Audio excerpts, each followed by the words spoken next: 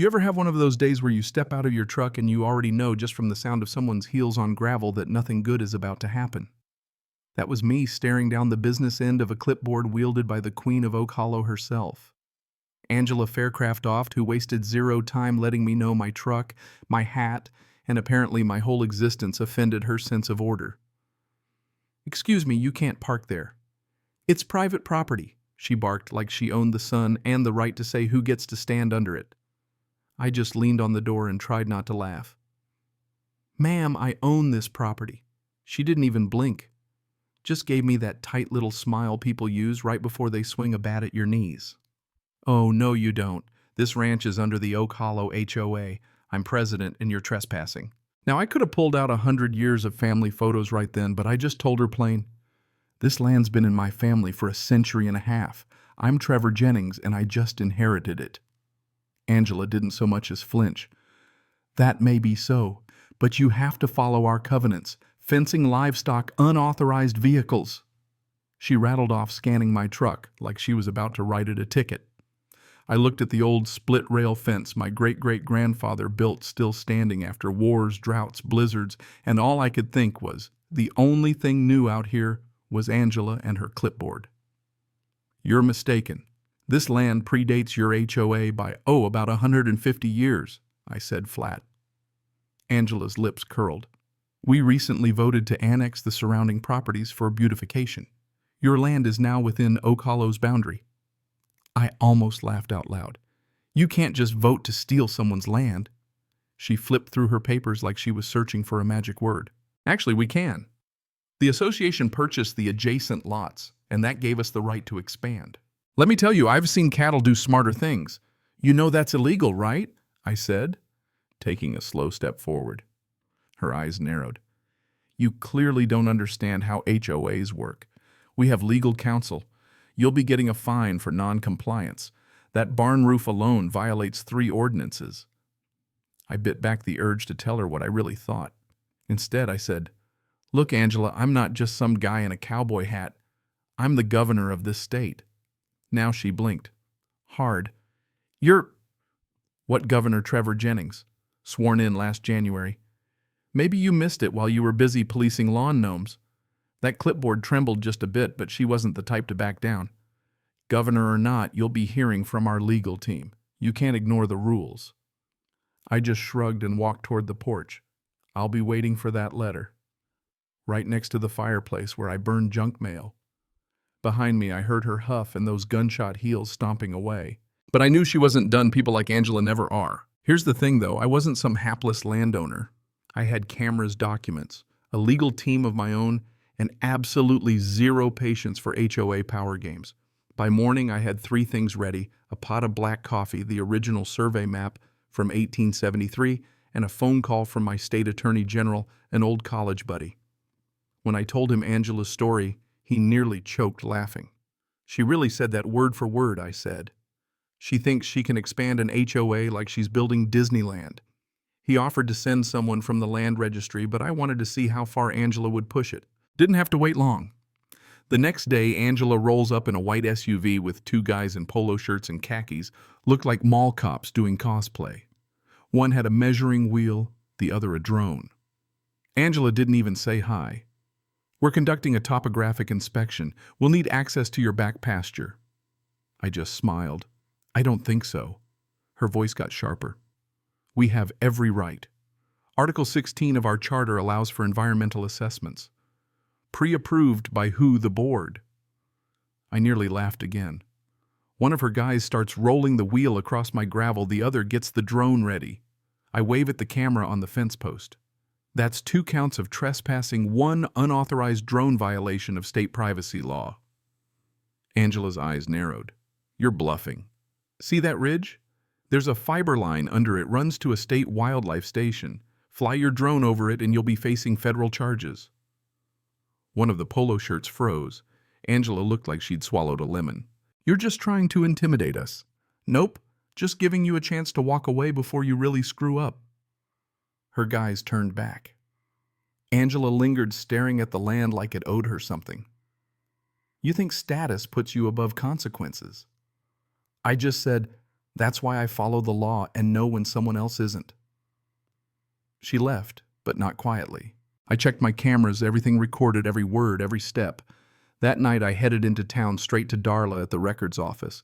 She's been around longer than the town's streetlights and knows every dirty trick pulled in Oak Hollow.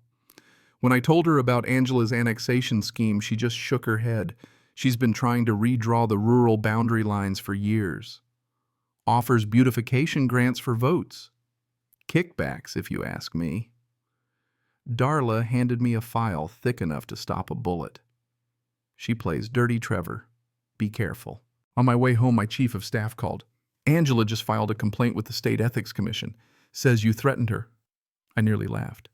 "Did she mention trespassing the drone?" "Nope. But the footage you sent me's got timestamps. We'll handle it." When I got home, there was a manila envelope on my porch, no name, just a red sticker. Inside photographs. My house, my truck. Me coming out of the barn, all shot from a distance. I checked the camera logs. Whoever left them knew the blind spots. That night, I walked the perimeter twice, flashlight in hand. I wasn't scared. I was mad. Next morning, I called up Ramirez, a local deputy and former cybercrime guy out of Dallas. He looked at the photos and said, "This is professional lens work, not just a nosy neighbor. You think it's HOA related?" I handed him the drone footage. "Think we have enough for trespass?" He grinned. "Oh, yeah. And if they cross that line again, we can bring in the feds." I added 2 new cameras and a pressure sensor under the gravel by my gate. I was done playing defense. Angela wasn't just power hungry, she was running something deeper.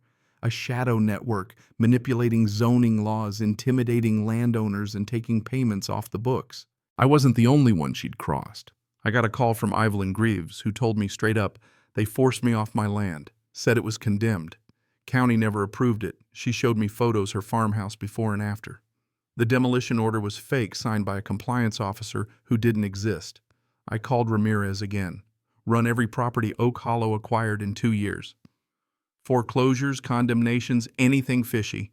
He whistled. "You think this is a pattern? I think Evelyn's the only one brave enough to call me." That night, James Lorne, former city planner, showed up. Angela pressured us to approve boundary expansions. I refused, got ousted for a conflict of interest I didn't have. He gave me copies of internal emails. One was a requisition for a private security firm. I recognized the polo-shirted guys. Angela was building her own little army, not just to enforce rules, but to scare folks into selling. When Ramirez called back, the numbers stunned me. 17 properties transferred in 2 years. 9 condemned with no county records. The demolition crews were all subcontractors through shell companies in Nevada. "Send it to the Attorney General," I said. "Mark it urgent." He asked, "You think this is going federal? It already is."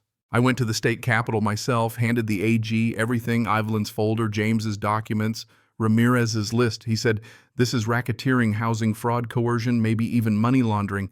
"Then let's move," I told him. "But let's make it airtight." 3 days later, Evelyn called. "They're watching me," she whispered.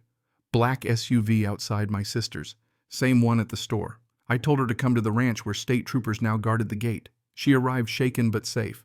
That night, with 2 investigators, we hatched a plan, set a trap on the eastern edge, left a trailer and truck in plain view, and waited. 2 nights later, motion sensors triggered cameras caught 2 figures. Dark clothes, crowbar, drone bag. Troopers moved in fast and quiet, both cuffed before they knew what hit them. Turns out they weren't just contractors. One had a record for insurance fraud, the other for illegal evictions. Angela tried to claim they were rogue, but their paychecks traced right back to her Nevada shell company. After that, the AG moved fast. Warrants bank freezes, Angela's house raided. They found encrypted files, property lists marked with red X's, and a spreadsheet titled Reclaim Targets. Angela was arrested, conspiracy, racketeering, unlawful surveillance. Her whole board fell apart. The vice president resigned after it came out he'd bought 2 condemned homes dirt cheap. The treasurer skipped town. I held a press conference not as governor, just a landowner. This was never about fences, it was about power being used as a weapon. That ends today. The county board reversed every annexation. Properties went back to their rightful owners. The Oak Hollow HOA dissolved by court order. By the weekend, the ranch was quiet, wind, cattle, crickets, and finally peace. Evelyn sat beside me on the porch, just whispered, "Thank you." I just nodded. Sometimes justice doesn't need words. But the story didn't end there. The fallout kept coming. Curtis, a former appraiser, showed up next. Angela got him reassigned after he flagged homes being valued at half price before being bought out. A mother and her teenage son came by. She handed me a USB drive with a recording of threats after they shut off her water for unpaid dues. Her son broke his arm trying to fix the line himself. The new evidence: negligent harm, utility fraud, more charges. Ramirez brought me a flash drive from Angela's desktop, encrypted, but the AG's text cracked it. Hours of audio from board meetings, backroom deals. We'll tag the properties as hazards, resell under a new LLC, strip the record clean. The AG froze every transfer, flagged lots for investigation. Even a real estate developer, Angela's partner, was arrested in Phoenix with millions funneled through shell companies. By trial, the courtroom was packed. Residents, journalists, senators.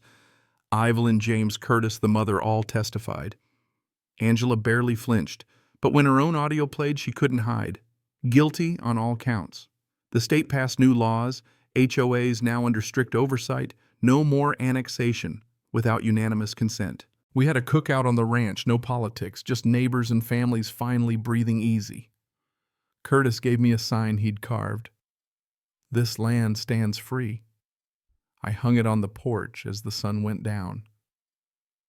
That night, I walked the fence line one last time just to feel the quiet, the kind that tells you home is finally safe again. So what do you think? Should HOAs have this much power, or did Angela's fate fit the crime? Drop your thoughts below. Tell me where you're watching from, and if you've ever stared down your own neighborhood tyrant. Justice doesn't always come easy, but sometimes the land fights back.